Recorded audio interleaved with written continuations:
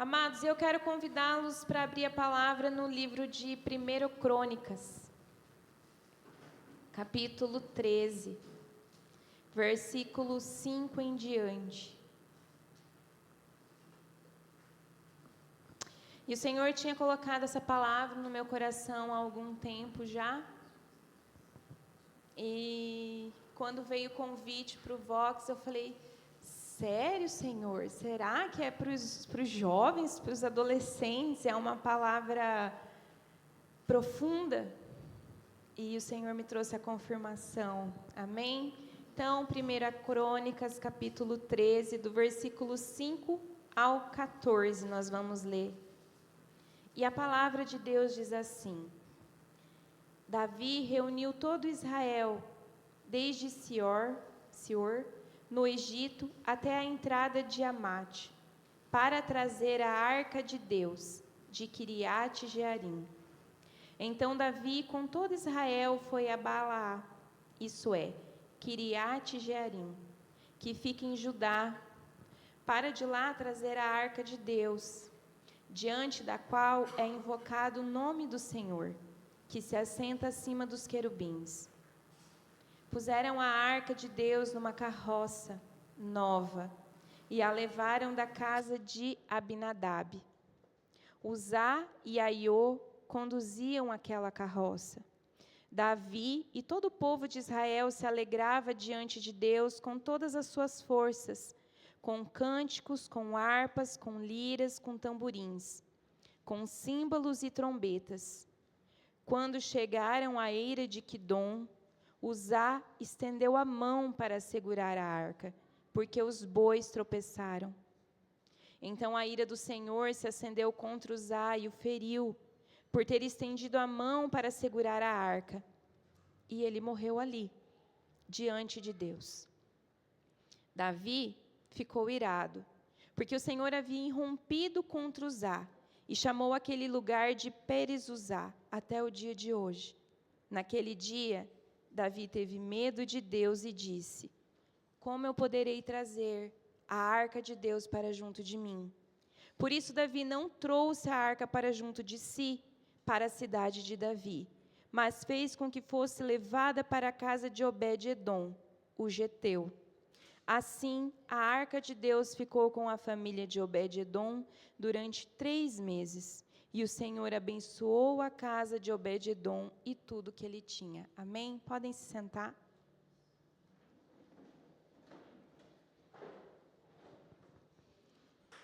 Amados, então aqui nós temos mais uma parte da história, da trajetória de Davi, do seu relacionamento com Deus.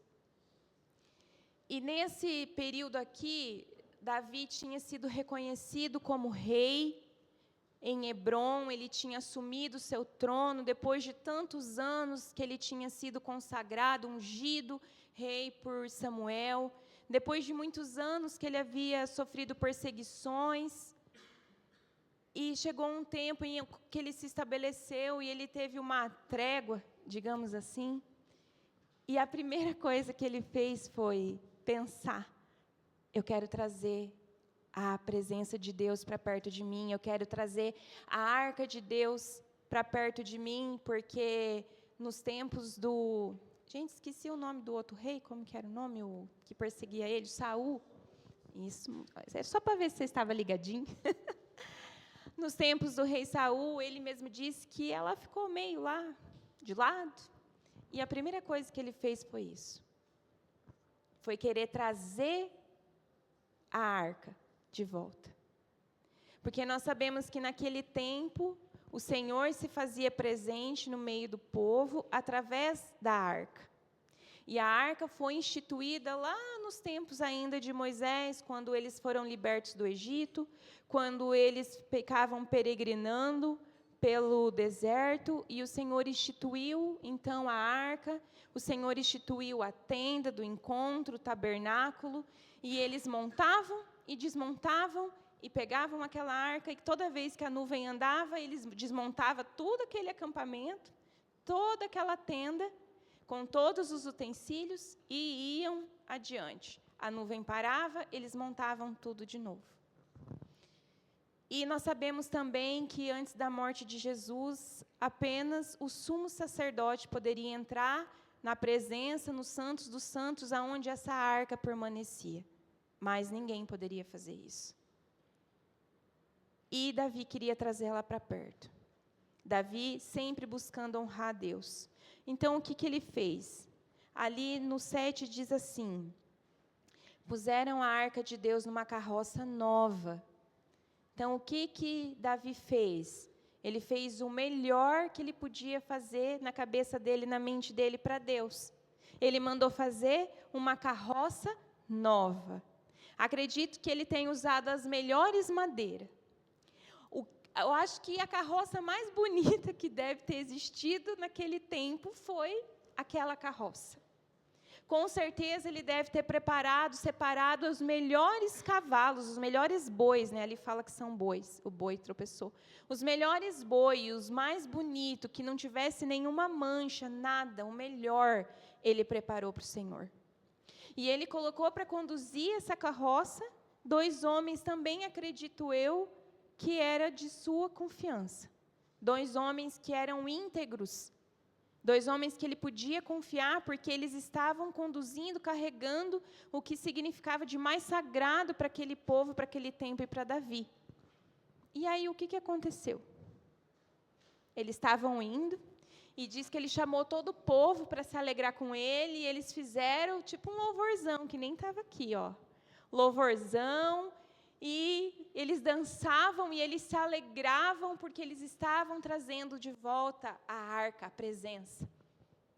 E aí chegou um período da estrada que o boi tropeçou. E a arca ia cair no chão. Imagina quando a gente vem trazendo a ceia, se a gente der uma tropicada, alguém dá um tropicão aqui, e tiver você sentado, o que a gente vai fazer? Você vai colocar a mão, porque aquilo vai ser consagrado, aquilo representa o corpo e o sangue do Senhor. Então, o que eles fizeram? O que Uzá fez automaticamente? Ele colocou a mão na arca, para evitar dela cair no chão. E o que aconteceu com ele? Ele morreu. Parece estranho, né? Se a gente não conhecesse a natureza de Deus, a gente ia falar, mas o que Deus está fazendo? Mas que Deus é esse? Ele estava ali se esforçando, se alegrando, querendo honrar a Deus. Ele se jogou, colocou a mão para que não caísse, e o Senhor foi lá e feriu ele a ponto dele morrer. E isso gera alguns sentimentos dentro de nós. E isso gerou alguns sentimentos dentro de Davi. Davi ficou irado. Ele se irou. E ele, no 11, diz assim, ó, Davi ficou irado, porque o Senhor havia irrompido contra Uzá naquele dia. Primeiro veio a raiva. E às vezes nós estamos como Davi. A gente está cheio das boas intenções. Não, porque agora eu fiz o seminário de dons, e eu entendi os meus dons, os meus talentos, e agora eu vou lá naquela igreja, eu vou fazer, e eu vou acontecer, e eu vou estudar no meu dom, e eu vou servir o Senhor, e Ele vai se alegrar. E aí dá tudo errado, a gente recebe uma rasteira, a gente fica triste, a gente fica irado com Deus, e daí já fala também, agora eu não vou fazer mais nada. Porque disse a palavra que ali mesmo Davi deixou a arca. Naquele momento, 3 meses, ela ficou ali, parada. Depois desse primeiro momento que veio a ira, veio o medo. Davi, ele ficou com medo de Deus. E às vezes, quando nós fazemos alguma coisa e dá alguma coisa errada, as coisas não saem muito bem do jeito que a gente queria. Às vezes a gente fica com medo de Deus. Com medo de ser castigado, com medo de perder a bênção, de perder a unção, com medo de que Deus não está mais conosco, com medo de que nós perdemos a sua presença em nossas vidas. E esses sentimentos ficaram ali, dentro de Davi, por um tempo. E aí, na sequência, no capítulo 15, a palavra diz que Davi tentou de novo trazer a arca. Mas o que será que aconteceu nesse meio tempo? Que fez com que ele quisesse novamente trazer a arca. Amados, o título dessa palavra seria assim: fazer o certo do jeito errado é errado. E às vezes a gente está com motivações boas, e nós queremos fazer o certo, e nós queremos servir a Deus, nós temos essa motivação dentro do nosso coração. Mas o jeito que estamos fazendo está errado.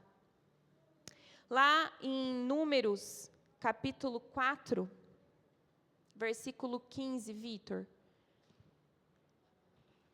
Se puder pôr mais de um dos versículos, Números 4,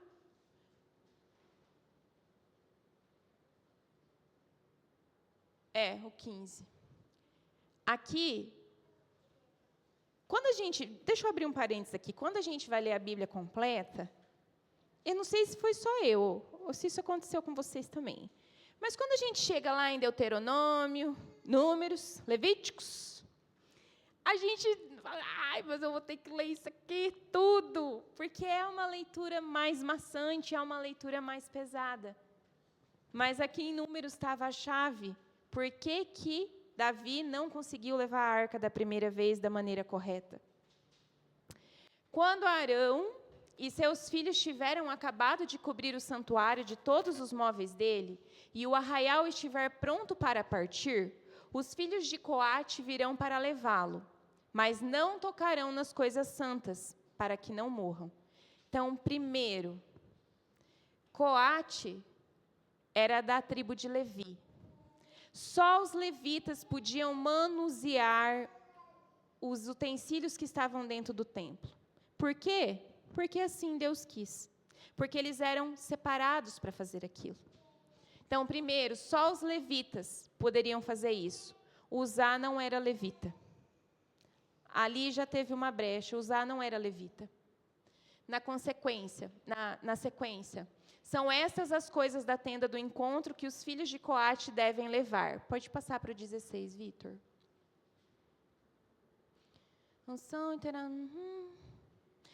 Na sequência para frente, fala também a forma como a arca deveria ser levada. Vamos pensar que aqui é a arca. Ninguém pode tocar nela. A arca tinha argolas ao seu redor. Então, tinham varetas que eles encaixavam nessas argolas. E ela deveria ser carregada por homens, não em cima de carroças, não por bois, mas homens tinham que levar. Ela também não ia assim, tirava a arca lá da tenda do encontro, pegava ela e levava.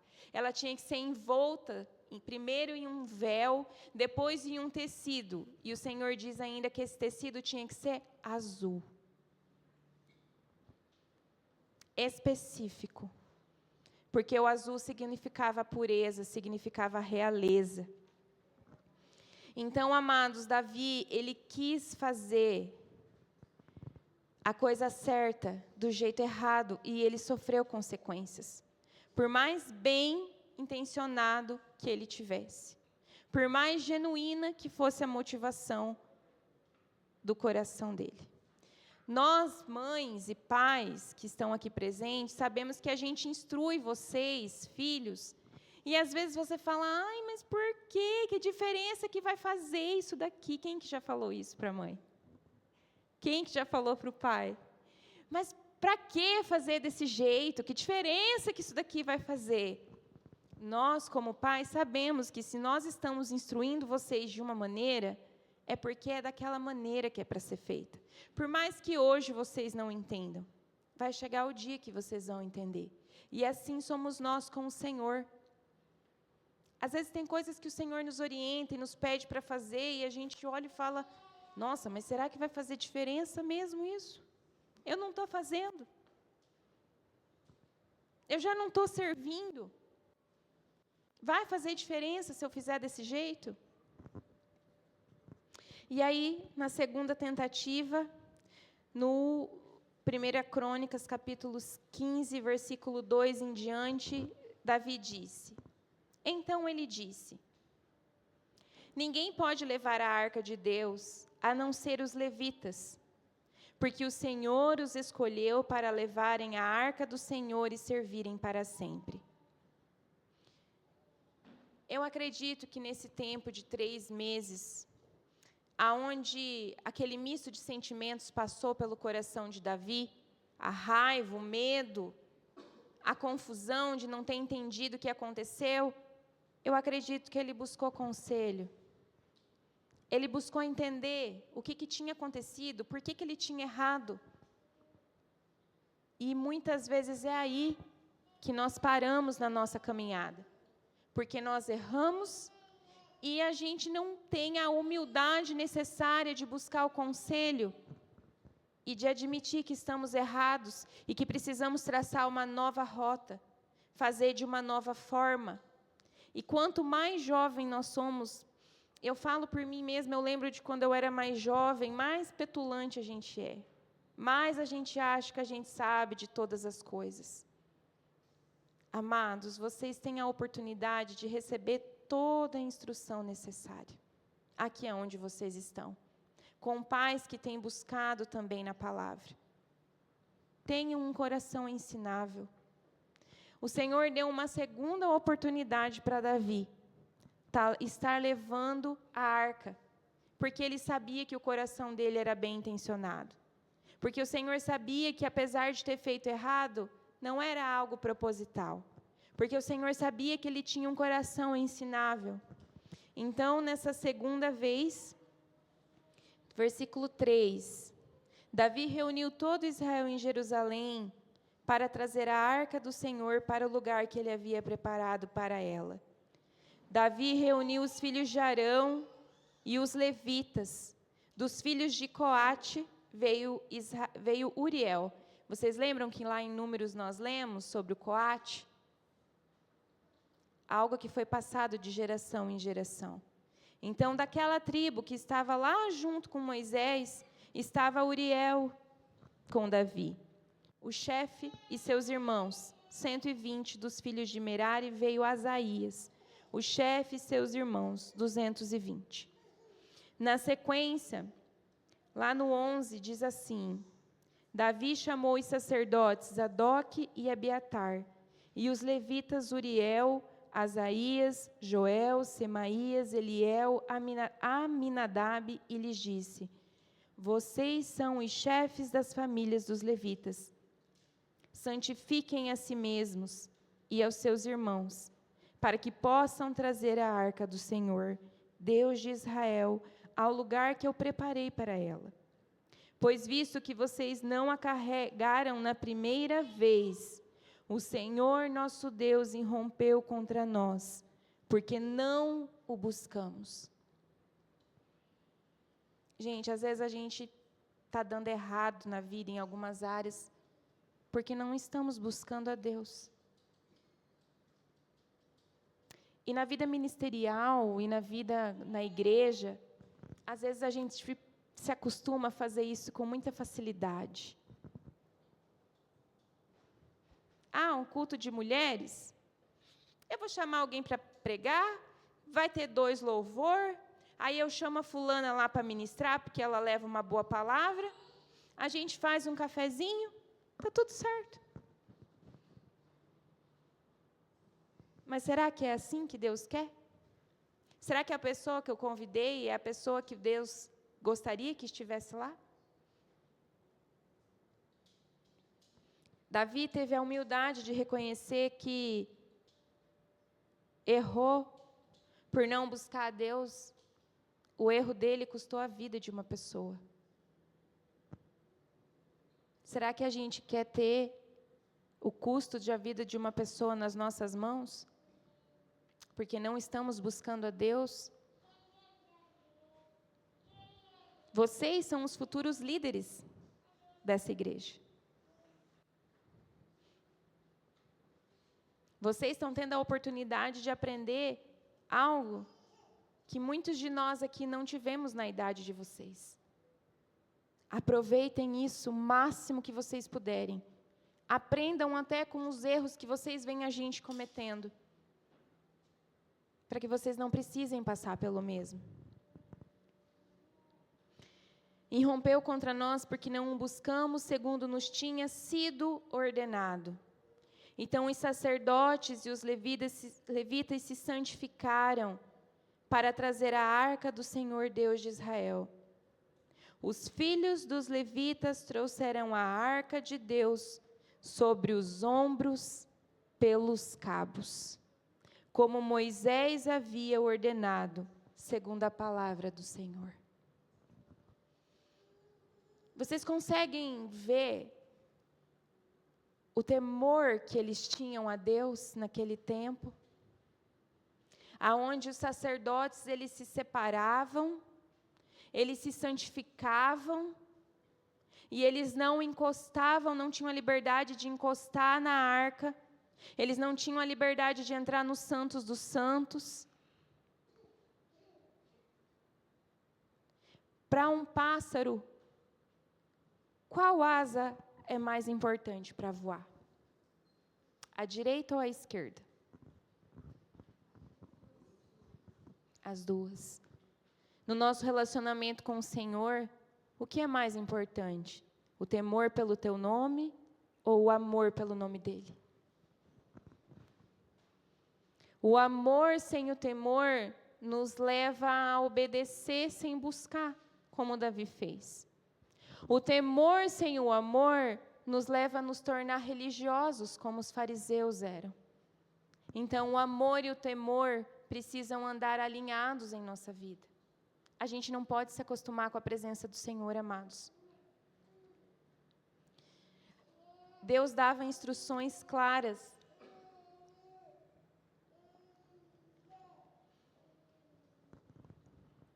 Vocês já imaginaram? Tinha um templo, todas as pessoas vinham de todos os lugares, só que você oferecia, dava a sua oferta, entregava para um sacerdote, ele fazia o sacrifício, e só o sacerdote, por exemplo, só o pastor Carlos podia entrar lá naquele lugar que era o Santo dos Santos. Ninguém tinha acesso. E quando eu falei que a gente ia falar do Pai e do Filho, é porque o Senhor me constrangeu de uma maneira tão profunda. Porque nos tempos de Davi, de Moisés e até nos tempos de Jesus, antes da sua crucificação, Deus habitava na arca. Só que hoje Deus habita em nós. Hoje nós temos livre acesso. Jesus mora dentro de nós a partir do momento que nós reconhecemos e recebemos Ele como nosso Senhor e Salvador. Eles se purificavam, eles se santificavam, eles tinham tanto temor e medo que eles falavam assim: Moisés, vai você no nosso lugar. E o Senhor ministrou ao meu coração que o temor ao nome dEle tem sido perdido nos dias de hoje, amados.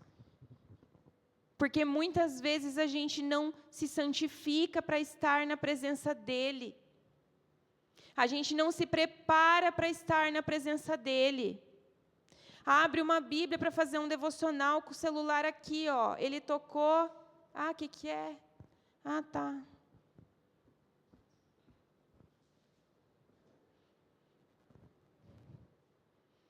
A gente tem trocado o Senhor com uma facilidade,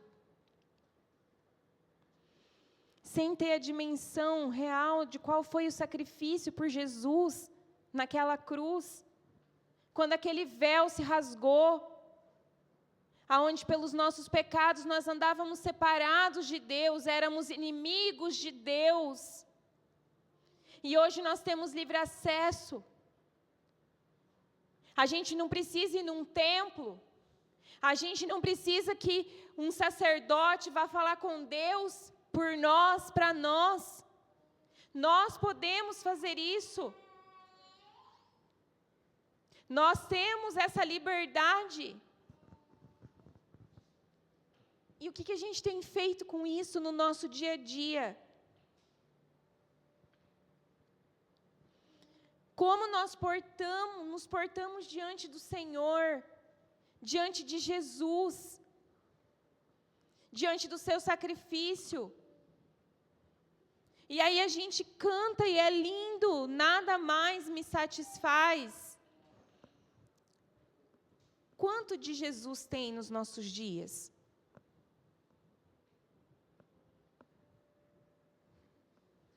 Será mesmo que nós não estamos buscando satisfazer os nossos desejos, os desejos da nossa carne em outras coisas?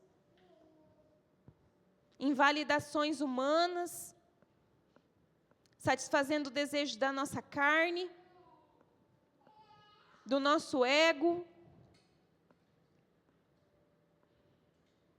Nós temos realmente buscado ouvir a Deus, conhecer a Deus e saber a forma como Ele quer que nós servimos a Ele? Ou a gente só está indo e fazendo, e fazendo? Eu ouvi um exemplo semana passada, tão prático, mas tão profundo, vocês nunca mais vão esquecer disso daqui. Eu vou usar um casal novo, porque, né, o amor é lindo. Aí tá a Maria e o Borges lá, num jantar romântico. Aí a Maria pergunta, e aí, amanhã é domingo, o que a gente vai fazer? Aí o Borges fala assim, Maria, amanhã eu vou almoçar com outra menina, mas à noite eu volto te ver. Será que a Maria vai gostar? O Senhor compara muito o relacionamento do homem e da mulher, eles estão no namoro. Ou se fosse o Hermes falar para mim, eu vou jantar em casa, mas eu vou almoçar em outro lugar, tá? De tarde eu volto para casa. E às vezes a gente faz isso com o Senhor. Senhor, eu estou aqui agora contigo, no culto, mas daí eu vou te deixar aqui, tá? Daí amanhã eu vou lá para a minha vida secular, como se crente tivesse vida secular e vida com o Senhor. Gente, não existe vida secular. Existe vida com Cristo e vida sem Cristo. A gente não pode ter uma vida aqui dentro da igreja e uma vida lá fora da igreja. Nós somos representantes, nós somos embaixadores do reino. Mas muitas vezes a gente faz isso. O Senhor compara, o Senhor chama a igreja de noiva. E quando a igreja adora e busca algo que não é Ele compara isso com o adultério. Ele diz que isso é adultério, assim como no casamento.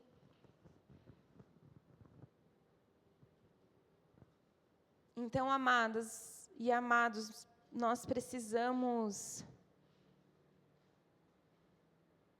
realmente clamar pela misericórdia do Senhor, para que Ele nos leve num grau e num nível mais profundo de comprometimento com Ele. Com Ele. E o que a gente vai fazer com a vida, os frutos que nós vamos gerar, assim como no casamento de um homem e de uma mulher existem os filhos, e os filhos são os frutos desse casamento, o nosso relacionamento com o Senhor, ele vai gerar frutos. E os frutos que são gerados é a partir do nível de comprometimento que nós temos com Ele.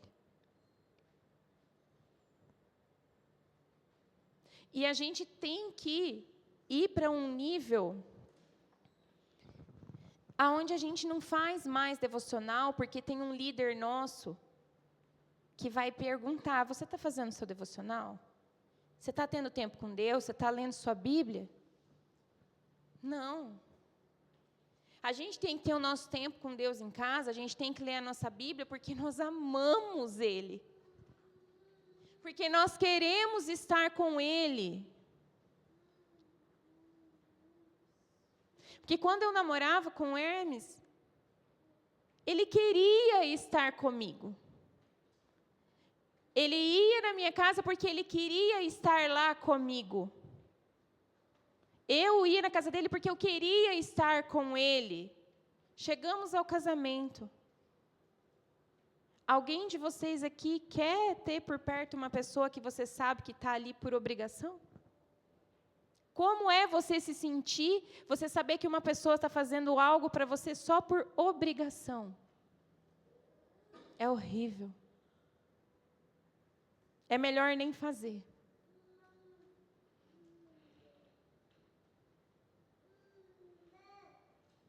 Então, amados, a palavra que o Senhor tem para trazer para vocês, para mim, para nós, é essa.